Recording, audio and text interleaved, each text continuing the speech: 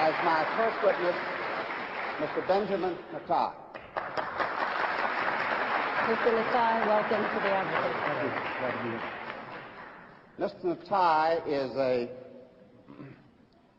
graduate of MIT. He is an Israeli, and he is a man who has written widely on this question before the House tonight. Mr. Natai, is the issue of self-determination the core of the conflict in the Middle East? No, I don't believe it is. The real core of the conflict is the unfortunate Arab refusal to accept the state of Israel. And I think, as was mentioned earlier, for 20 years the Arabs had both the West Bank and the Gaza Strip. And if self-determination were, as they now say, the core of the conflict, they could have easily established a Palestinian state then, but they didn't. When did the issue arise then?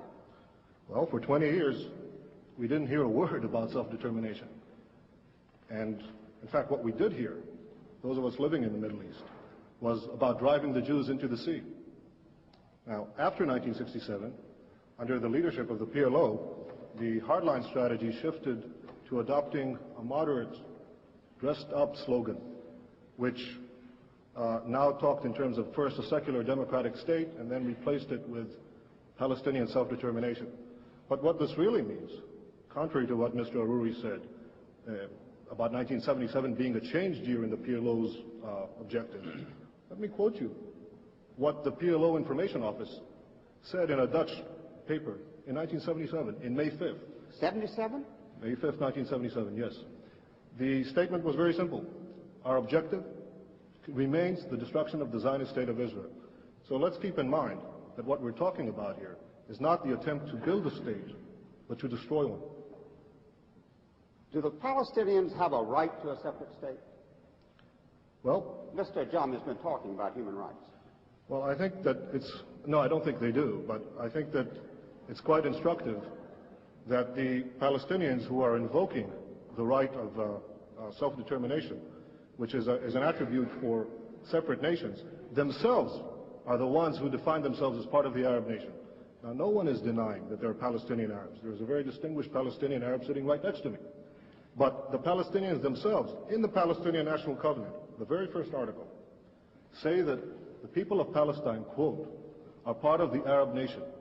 Well, let's look at the Arab nation. It has 21 states, an area roughly the size of the United States, and 1/6 of the entire world's wealth. Now, add to that the fact that there already exists a Palestinian state, and that is Jordan, 60% of whose population is Palestinian. I think it's quite interesting that Yasser Arafat and King Hussein, who are bitter enemies, agree on one thing, that Jordan is a Palestinian state. So what we're talking about is a demand for a 22nd Arab state and a second Palestinian state. What should be done with the Palestinians on the West Bank? It's a problem, so what should be done, in your opinion?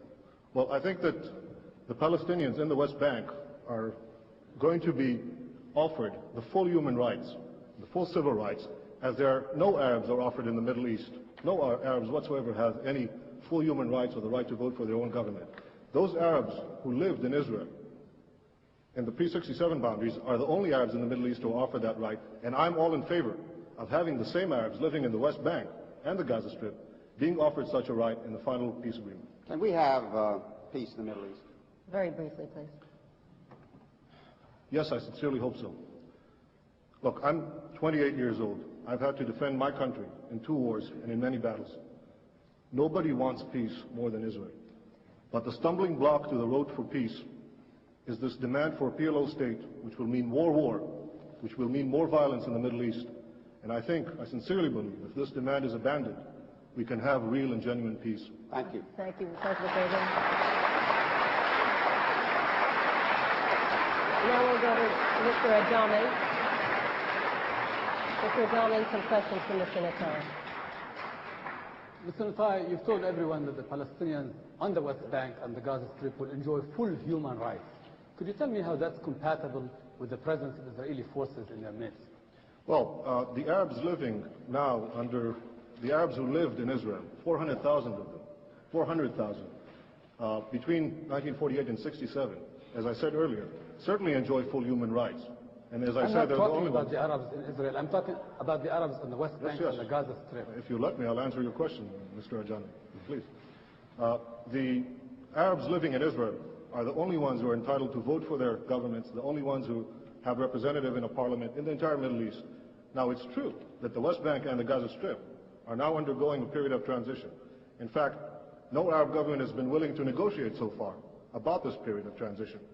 And I think that when this transition, when the negotiation period is ended, there is no reason why under either Jordanian citizenship or Israeli citizenship, these Arabs will not have the full human rights, the right to vote for their representatives, as the Arabs in Israel do, as hopefully all the Arabs in the Middle East will do someday. Mr. Netanyahu, does the state of Israel itself accept that the people on the West Bank and the Gaza Strip have the right to vote on whatever future they choose? Well, Mr. Ajami, I just outlined that in the event that this negotiation process will continue, I'm sure that what we're talking about is in fact eventual citizenship of some kind, either Jordanian or Israeli or in any other arrangement in which these people will certainly vote. Mr. Netanyahu, you've given yourself the right to determine that you are an Israeli, but you've also given yourself the right to negate the other entity, which I think is not somehow consistent with global practice at this time, is it? Mr. Ajami, I have never rejected another entity, nor have I ever declared my intent to destroy it, least of all the Palestinian Arabs, who I fervently want to live in peace with. All I'm saying is that it is the Palestinian Arabs themselves, their leaders, Arafat, Mohsen, who Morris Abrams quoted earlier, Farouk Kaddoumi, the number 2 man in the PLO, these are the ones who say they are part of the Arab nation. These are the ones who say they already have a Palestinian state. There is no right to establish a second one on my doorstep, which will threaten my existence. There is no right whatsoever. Okay, Mr. Netanyahu, you seem like a very patriotic Israeli. Does not the fact of Israeli dependence upon the U.S. in order to maintain its occupation on the West Bank and the Gaza, does this not trouble you at all? Mr. Ajami, you asked me as a patriotic Israeli, and I'll answer as someone who has fought in the Middle East. One of the things that I think is unique about Israel, in terms of all America's allies, is that it is perhaps the only one who has taken care of itself so far. And I would think that America, in fact, it's not a one-way street, Israel taking from the United States. Israel is giving the United States an extraordinary bargain in the Middle East. It's the one stable democratic ally which the United States can count on. Mr. Netanyahu, inasmuch as you're a Zionist and are committed to a Jewish state, given the fact that demographic predictions tell us that there will be an Arab majority within the current borders of Israel, does this not challenge the foundations of the very state which you are committed to? I know of the latest population figures, that actually show a decrease in the Arab birth rate, particularly in the West Bank and the Gaza Strip, as a result of the higher education and the universal education for women that didn't exist prior to Israel, prior to 1967. Now, if you ask me, would I reject Palestinians or Arabs living in our midst? Ridiculous. Of course not. They're citizens of Israel. If they... No, I'm talking about the West Bank and Gaza. You see, we're still going back to the core of it. Yes, I agree. Whatever will be the final arrangement, these people should be free to multiply as they wish. I think that it is written in the Bible, multiply and be fruitful. I think these people should have that right. I'm not going to start enforcing a birth control program under any circumstance. Thank you. With that biblical injunction, I turn to Mr. Abram. One more question to Mr. Netanyahu. Mr. Netanyahu, since the subject is what should the United States do, may I ask you if you could summarize why, in your opinion, the United States should oppose the creation of a PLO state? I think the United States should oppose the creation of a Palestinian state for several reasons. The first one being that it is unjust to demand the creation of a 22nd Arab state and a second Palestinian state at the expense of the only Jewish state.